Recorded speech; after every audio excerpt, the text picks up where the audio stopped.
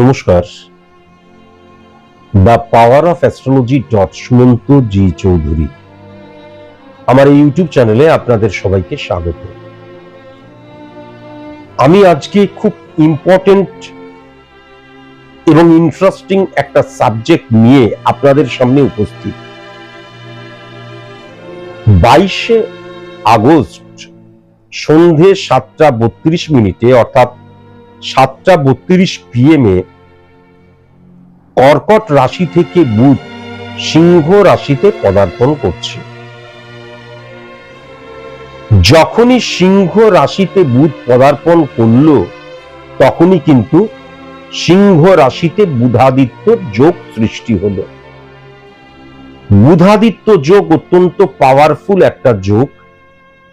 বুধাদিত্য যোগ তখনই রাজযোগের আকার নেয় যখন রাশি সাপেক্ষে বুধাদিত্য যোগ 1 নম্বর, 4 নম্বর, 7 নম্বর, 10 নম্বর ঘরে ফিজিক্যালি বসে থাকে। 1 নম্বর অথবা 4 নম্বর অথবা 7 নম্বর অথবা 10 নম্বর, 1, 4, 7, 10।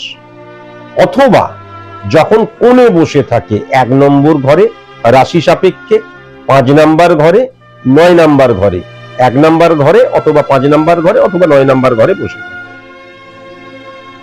এখন ইম্পর্টেন্ট ফ্যাক্টর যেটা হচ্ছে, আজকের আলোচ্য বিষয়বস্তু যে রাশিটিকে নিয়ে, সেই রাশিটি হচ্ছে মিথুন রাশি। মিথুন রাশির অধিপতি গ্রহ কিন্তু বুধ। রাজযোগ যে সৃষ্টি হচ্ছে, সেই রাজযোগে কিন্তু বুধ এবং সূর্যের একত্রীকরণের সৃষ্টি হচ্ছে। তাহলে মিথুন রাশির জাতক জাতিকাদের যদি দেখা যায় 1 নম্বর ঘরেই কিন্তু রাজযোগের প্রভাব চলে আসছে, তাই না? তার কারণ মিথুন ঘরের অধিপতি গ্রহ হচ্ছে বুধ। তাহলে 1 নম্বর ঘর মানে কি? 1 নম্বর ঘর মানে হচ্ছে স্থাপত্য, ভিত, মেরুদণ্ড, পরিকাঠামো। আমি যার উপর দাঁড়িয়ে রয়েছি, যার উপর আমার অবস্থান সৃষ্টি হচ্ছে।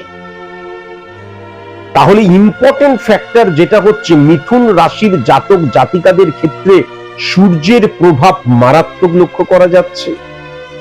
সূর্য স্বক্ষেত্রে যখন বসে রয়েছে তখন সূর্যের ইম্প্যাক্ট আইডেন্টিটি ক্রাইসিস সৃষ্টি করবে।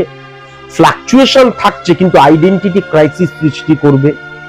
তাহলে মিথুন রাশির জাতক জাতিকাদের 1 নম্বর ঘরে উচ্চস্থ রবির অবস্থান, সূর্যের অবস্থান, মিথুন রাশির জাতক জাতিকারা কিন্তু অ্যাডজাস্ট করার ক্ষমতা, কম্প্রোমাইজ করার ক্ষমতা, স্যাক্রিফাইস করার ক্ষমতা হারিয়ে ফেলতে পারে। হঠাৎ করে দেখা যাচ্ছে ইগো প্রবলেম সৃষ্টি হতে পারে। ভেরি ভেরি কসাস এবং কনসাস অবশ্যই কিন্তু হওয়া প্রয়োজন। ওভার কনফিডেন্ট হয়ে যেতে পারে। তাদের মধ্যে যে স্ক্যাটারলি মুভ করা, হ্যাপাজার্ডলি সিদ্ধান্ত গ্রহণ করা ছিল, সেখান থেকে বেরিয়ে এসে আমি সব, অহংবোধও কিন্তু সৃষ্টি হতে পারে। সেলফ কনফিডেন্সের জায়গাটা মারাত্মক ইনক্রিজ কিন্তু করতে পারে। কেন বলছি? আমি যেহেতু সার্বিক মতে আলোচনা করছি, ব্যক্তিগতভাবে আমার ছকের মধ্যে যদি বুধ পাওয়ারফুল হয়ে যায়, ব্যক্তিগতভাবে আমার ছকের মধ্যে যদি রবি পাওয়ারফুল হয়ে যায়, তাহলে মিথুন রাশির কিন্তু অত্যন্ত পজিটিভ প্রবণতা সৃষ্টি হলেও রাজযোগের ক্ষমতা পাওয়ার, যে রাজযোগ মানে কি অ্যাকচুয়ালি তো ক্ষমতার জায়গা, পাওয়ার চাই, পাওয়ার, সেটা শ্রীবৃদ্ধি করলেও ইগো প্রবলেম, আইডেন্টিটি ক্রাইসিসের জায়গা, সন্দেহ প্রবণতা, অ্যাডজাস্ট করতে না পারা, কম্প্রোমাইজ করতে না পারা, স্যাক্রিফাইস করতে না পারা, আমার মতন করে সবকিছু আমার চাই, এই মনোবৃত্তি, মনোভাব কিন্তু ইনক্রিজ করতে পারে। আরো কেন পারে? মিথুন রাশির সাপেক্ষে যদি দেখা যায়, তাহলে 3 নম্বর ঘরে কিন্তু রাজযোগ সৃষ্টি হচ্ছে। আবার 4 নাম্বার ঘরের অধিপতি গ্রহ 3 নাম্বার ঘরে রাজযোগ সৃষ্টি করছে। তাহলে 3 নাম্বার ঘর মানে হচ্ছে মানসিকতা মনোভাবের জায়গাটা। 3 নাম্বার ঘর মানে হচ্ছে ভ্রাতৃত্বের, ভাই বা বোনের জায়গাটা। 3 নাম্বার ঘর মানে হচ্ছে আজকের দিনের সংযোগের জায়গাটা। সেখানে যখন বুধাদিত্য রাজযোগ সৃষ্টি হচ্ছে, তাহলে ইম্পর্টেন্ট ফ্যাক্টর সংযোগের জায়গাটা ইনক্রিজ করছে। বুধাদিত্য রাজযোগ কি করে, যে ভাবের উপর বুধাদিত্য রাজযোগ সৃষ্টি হয় সেটাকে মারাত্মকভাবে ইনক্রিজ করে দেয়। তাহলে মানসিকতা মনোভাবের জায়গাটা, এই যে মানসিকতা মনোভাবের জায়গাটায় আমিত্বের প্রভাব, সেলফ কনফিডেন্স এর জায়গাটা, ঊর্জার জায়গাটা, পাওয়ারের জায়গাটা, ক্ষমতার জায়গাটা, অহংবোধের জায়গাটা, আমিত্বের জায়গাটা, এটা কি পজিটিভ ভাবে হিট করবে? যদি প্রত্যেকটা মানুষ মিথুন রাশির জাতক জাতিকা জানতে চান, তাহলে নিজের ছক ক্ল্যারিফাই করা বা এক্সপ্লেইন করা বা প্রেডিকশন করা মাস্ট প্রয়োজন। আমার ছকের মধ্যে যদি রবি এবং বুধ নেগেটিভ থাকে, তাহলে নেগেটিভ অর্থে কিন্তু অহংবোধ কেবল জেগে উঠবে। আর পজিটিভ ভাবে যদি থাকে, তাহলে আমি একাই কিন্তু নাড়িয়ে দিতে পারি, কাঁপিয়ে দিতে পারি। কেমন এই প্রবণতাটা কিন্তু লক্ষ্য করা যাচ্ছে। ফার্স্ট। সেকেন্ড প্রবণতা কি রয়েছে যদি খুব ভালো মতো লক্ষ্য করা যায়, তাহলে 4 নাম্বার ঘর মিথুন রাশির জাতক জাতিকাদের ক্ষেত্রে মাতৃ প্রভাব অত্যন্ত পজিটিভ, অত্যন্ত পজিটিভ। এমন হতে পারে মায়ের দ্বারা যে কোনো সিচুয়েশন থেকে আমি বেরিয়ে এলাম। আর বুধ যদি নেগেটিভ থাকে, মায়ের সাথে আর্গুমেন্টে আমি জড়িয়ে পড়লাম, মাকে কষ্ট দিতে শুরু করলাম, মায়ের মানসিকতা ডিক্রিজ হতে শুরু করলো। 4 নাম্বার ঘর মানে success is the maximum utilization of ability that you have. সফলতার উপযুক্ত কি আমি হচ্ছি 4 নাম্বার ঘর। তাহলে 4 নাম্বার ঘরে বুধের নেগেটিভ ইনফ্লুয়েন্স যদি না থাকে, তাহলে রাজযোগের প্রভাবে আমি যে সফলতাটা চাইছি তার দ্বিগুণ কিন্তু আমি নিজেকে উপযুক্ত করব। আর আমার যদি বুধের নেগেটিভ ইনফ্লুয়েন্স থাকে বা রবির নেগেটিভ ইনফ্লুয়েন্স থাকে, তাহলে সফলতার যে স্বপ্নটা আমি দেখছি, ঘুমের ঘোরে স্বপ্ন দেখছি, সফলতার উপযুক্ত আমি হচ্ছি না। সৌকর্মৌষা নিন্দতি স্বপ্রভেদ সুচিতা ত্যাজ্যতি প্রাণ পাপিস্তা প্রণ পিকৌনি সদৌরিব্য সুচি সৌবাং সার্বা। 4 নাম্বার ঘর দ্বারা কিন্তু ব্যক্তিগত জীবনের জায়গা। যদি আমার ছকের মধ্যে রবি এবং বুধ স্ট্রং থাকে, তাহলে আমার ব্যক্তিগত পার্সোনাল লাইফ অত্যন্ত পাওয়ারফুল হয়ে যাচ্ছে, কিন্তু আইডেন্টিটি ক্রাইসিসও কিন্তু সৃষ্টি হচ্ছে। আমার মতন করে আমি সবকিছু চাইছি, আমার মতন করে সবকিছু আমি পরিচালিত করার চেষ্টা করছি, সেটাও কিন্তু লক্ষ্য করা যাচ্ছে। ইম্পর্টেন্ট ফ্যাক্টর, যদি 4 নাম্বার আমার বুধ এবং রবির নেগেটিভ অবস্থান থাকে, তাহলে আমার যে পারিবারিক সিচুয়েশন, ব্যক্তিগত জীবন ডিক্রিজ হয়ে যাবার জায়গাটাও কিন্তু লক্ষ্য করা যাচ্ছে। সবকিছুই কিন্তু আমার গ্রহের সিচুয়েশন কেমন রয়েছে তার উপরে নির্ভর করবে।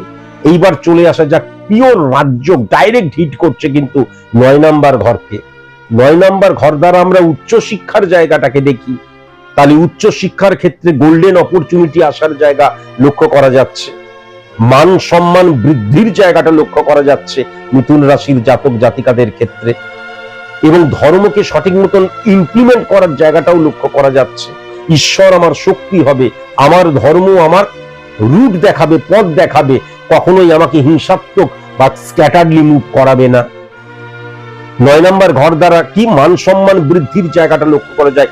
ইম্পর্টেন্ট ফ্যাক্টর, পালন কর্তার জায়গা 9 নাম্বার ঘর।